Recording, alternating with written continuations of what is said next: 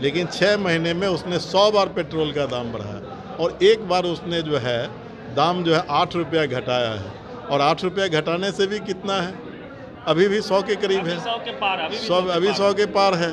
तो इसीलिए उसने 200 रुपये किसी चीज़ का बढ़ा करके 10 रुपया घटा दिया और उसको लेकर के ढिढोरा पीट रहा है। नमस्कार दोस्तों, एक बार पुनः आपका स्वागत है बुलंद बिहार के पेज पे। इस वक्त हमारी मौजूदगी बीरपुर प्रखंड के जगदर ग्राम में है। मैं आपको ज्ञात करवा दूं कि जिस प्रकार से देश में महंगाई बढ़ रही है और लोगों में एक खामोशी सी है, महंगाई पर बात करने के लिए, भ्रष्टाचार पे बात करने के लिए आज हमारे साथ अजय कुमार होंगे, जो विभूतिपुर से विधायक हैं CPIM के और विधानसभा में विधायक दल के नेता भी हैं।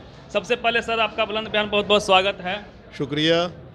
आज जो आपने सभा की लोगों को संबोधित किया, महंगाई पर विशेष चोट किया। सरसों तेल जो 65 सालों में 70 रुपया हुआ करता था, 7 सालों में 220 के पार चला गया है। क्या कहना चाहेंगे? ये महंगाई जो बढ़ी है ये अचानक नहीं बढ़ गई है, क्योंकि इस देश के अंदर जो राज सत्ता में भारतीय जनता पार्टी NDA की जो हुकूमत है वो ज़मींदार पूंजीपतियों की हुकूमत है, जिसका नेतृत्व देश की बड़ी जो पूंजीपति है वो कर रहे हैं और उसके नेतृत्व में वो चल रहा है। इसलिए उसको इस देश की जनता से कुछ लेना देना नहीं है। महंगाई जानबूझ करके बढ़ाया जाता है। जब महंगाई बढ़ती है, गरीब किसान मजदूर पिसते हैं और बड़े बड़े उद्योगपति और बड़े बड़े जो व्यापारी हैं, बनिया हैं, वो मालो माल होता है। और इसीलिए महंगाई जो है ये जानबूझ करके सरकार ने बढ़ाया। और अभी भी जो है आवश्यक वस्तु अधिनियम उसने उसको ख़त्म कर दिया था। फिर अभी कृषि के क्षेत्र में भी जो आवश्यक वस्तु अधिनियम था उसको अभी इसने पार्लियामेंट में ला करके कानून बना दिया कि अभी इसकी ज़रूरत नहीं है। तो महंगाई तो बढ़ेगी, कृत्रिम शॉर्टेज होगा। कृत्रिम शॉर्टेज करने का जो है उसने व्यवस्था तय कर दिया है और इसीलिए महंगाई बढ़ रही है।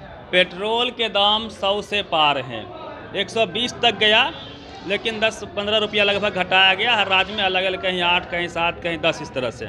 इस पर भी चर्चा होगी। और पेट्रोल और डीजल रीड होती है अर्थव्यवस्था की, उसकी दाम बढ़ती है तो बाकी वस्तु खुद ब खुद बढ़ जाती है। सर, लोगों का हाल खराब है, लेकिन फिर भी जनता चुप है। इस चुप्पी का क्या अर्थ है? पेट्रोल का दाम आपने कहा कि ज़्यादा नहीं, अपने बिहार में जो घटा है वो 8 रुपया घटा है, लेकिन 6 महीने में उसने 100 बार पेट्रोल का दाम बढ़ाया और एक बार उसने जो है दाम जो है 8 रुपया घटाया है।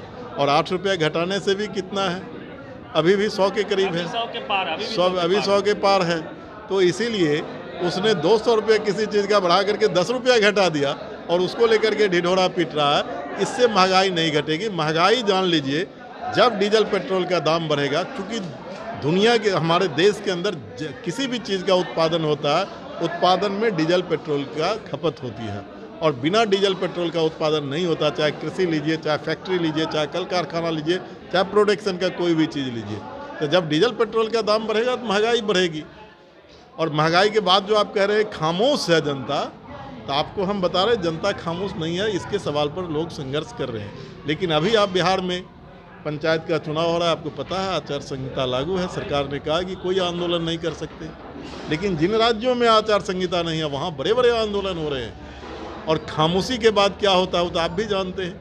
जब कोई व्यक्ति बहुत खामोश बैठता है और तब उसके अंदर जो गुस्सा होता है, तब कितना बड़ा वो काम करता है। तूफान का संकेत होता है। तूफान का संकेत होता है। जो मैं नहीं कहा, आपने कह दिया, वो आगे तूफान आने वाला है। क्या यह तूफान 22 में आएगा, 24 में आएगा, कब आएगा? नहीं, तूफान तो अभी आएगा, लेकिन उसका नतीजा जो है ना 24 में निकलेगा। 24 में जो केंद्र में बैठी, अभी उपचुनाव हुआ पूरे देश में, करारी हार मिली भाजपा को, इसमें कोई शक नहीं है। और शायद इसीलिए पेट्रोल के दाम घटे भी। क्या चुनाव को देख के दाम तय होंगे? चुनाव को देख करके दाम तय नहीं होंगे, समझे। चूँकि सरकार जो है पेट्रोल और डीजल को ये उन कंपनियों के हाथ में छोड़ दिया दाम तय करने के लिए। जो जनता के प्रति जो उसकी जवाबदेही थी, उससे उसने अपने हाथ को खींच लिया। अब पेट्रोलियम कंपनी जब उसको मन होगा बढ़ाएगा, जब मन होगा घटाएगा। तो इसने अपने जवाबदेही को खींच लिया है। तो इसीलिए सरकार जो है ना उसने जवाबदेही से अपने को पीछे कर लिया है। देश में आज़ादी के बाद जिंदा रहने के लिए, इंसान को जिंदा रहने के लिए जिन चीज़ों की ज़रूरत है उसको पूर्ति करना सरकार की जवाबदेही है। इसी महीना के 26 नवंबर को 1 साल हो जाएगा, किसान बैठे हुए हैं, सैकड़ों की संख्या में शहादत हुई। मोदी जी ने 2 शब्द उनके श्रद्धांजलि में नहीं कहा। साथ ही साथ ये आंदोलन किस ओर जा रहा है, जो डेडलॉक की स्थिति है, सरकार 22 जनवरी से ही बात नहीं कर रही है। बिहार में ज़्यादा आक्रोश देखने को नहीं मिला अपेक्षाकृत अन्य राज्यों के मुकाबले।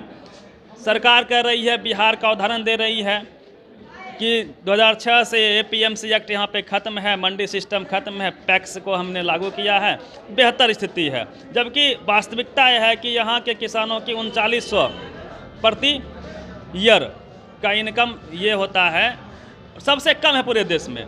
तो फिर भी यहाँ के किसानों में उतना आक्रोश क्यों नहीं है, क्या कारण आप मानते हैं? देखिए, यहाँ के किसान को अभी सीधे तौर पर उसको नहीं दिखाई पड़ रहा है, क्योंकि मंडी सिस्टम यहाँ नहीं है। मंडी सिस्टम जिन राज्यों में है वहाँ के किसान सीधे प्रभावित हो रहे हैं। लेकिन MSP जो ख़त्म कर देगा तो बिहार के किसान को भी तब पता चलेगा, जैसे ठीक आप याद कर लीजिए गैट एग्रीमेंट जो हुआ था और डंकल प्रस्ताव जो आया था, उस समय बिहार में किसान को हम लोग बोलते थे आपके हाथ से बीज का उत्पादन का अधिकार छिन जाएगा। किसान को नहीं मानता था, नहीं हमारा ज़मीन है, हमारा खेत है, कैसे नहीं होगा। लेकिन 10 साल के बाद उसको पता चला कि जो गैट एग्रीमेंट हुआ था वो अब कोई किसान बीज उत्पादन नहीं कर सकता। ठीक उसी तरह बिहार के किसान के ऊपर भी बाद में असर पड़ेगा और तब बिहार के किसान हाथ मलने से कुछ मिलेगा नहीं। वास्तविकता यह है कि किसान को वास्तविक स्थिति से जितना हम लोगों को उसको जागृत करना चाहिए उतना जागृत नहीं कर पाए, व्यवस्था जो परिस्थितियां हैं उससे अवगत नहीं करा पाए हैं। किसान अगर परिस्थितियों से अवगत हो जाए, वस्तुगत परिस्थिति से वाकिफ़ हो जाए तो किसान तो जग जाएगा, और जब जग जाएगा तब फिर वो रुकेगा। एक सवाल सर रहेगा, आप CPIM से हैं, जो वामपंथी हैं उनका अक्सर मांग होता है कि ज़मीन का बराबर बंटवारा हो। हमारी मांग है कि जो सरकार कानून बनाई थी उस कानून के हिसाब से भूमिहीनों को ज़मीन दो, और जो फाजिल ज़मीन है जिस पर कुंडली मार करके ज़मींदार बैठे हुए हैं वो ज़मीन गरीबों को दिया जाए, जो भूमिहीन है। हाँ, उनको ज़मीन सरकार ने जो कानून बनाई है 70 में जो सीलिंग एक्ट बनाई थी उसके आधार पर उसको ज़मीन दी, ये हमारा मांग है। एक लास्ट सवाल सर रहेगा, क्योंकि प्रखर वक्ता हैं, विधायक दल के नेता भी हैं आप, और अभी आपने चर्चा किया स्कूल का, सरकारी स्कूल का। प्राइवेट स्कूल या प्राइवेट प्लेयर को इसमें जब से भागीदारी 1986 से जब से CBSE बोर्ड आया तब से जो सक्षम लोग हैं उसको विकल्प मिल गया अच्छे स्कूल में प्राइवेट में पढ़ने का, और सरकारी स्कूल धीरे धीरे बर्बाद होता चला गया। क्या इसमें कैमरा नहीं लग सकते हैं? मैं बिहार के विद्यालय की बात कर रहा हूँ। है कि सरकार की जो शिक्षा के प्रति जो जवाबदेही है उस जवाबदेही को वो पूरा नहीं कर रहा है। बिहार में स्कूल आज भी हैं, शिक्षक आज भी हैं, लेकिन वो शिक्षा नहीं बच्चों को मिल रहा है। तो शिक्षा के प्रति जो उसकी जवाबदेही थी, देख रेख करना, ऊपर से मॉनिटरिंग करना, ये सब सरकार नहीं करती, और वो जानबूझ के नहीं करती है कि प्राइवेट इंस्टीट्यूशन फले फूले और सरकारी बैठ जाए।